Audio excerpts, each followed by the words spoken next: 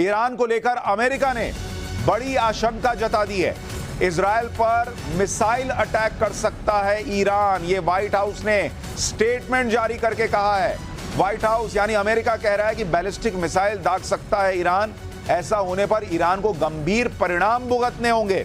यानी अमेरिका पूरी तरह से इजराइल के साथ खड़ा है, लेकिन उसका अपना इंटेलिजेंस ये कह रहा है कि ईरान जो है वो इस वक्त इजराइल पर बैलिस्टिक मिसाइल दागने की तैयारी कर रहा है।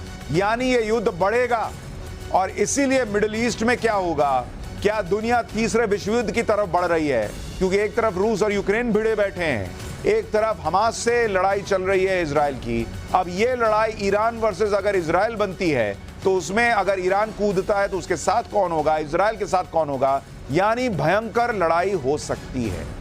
ईरान को लेकर अमेरिका ने बड़ी आशंका जता दी है। इजराइल पर मिसाइल अटैक कर सकता है ईरान, ये व्हाइट हाउस ने स्टेटमेंट जारी करके कहा है।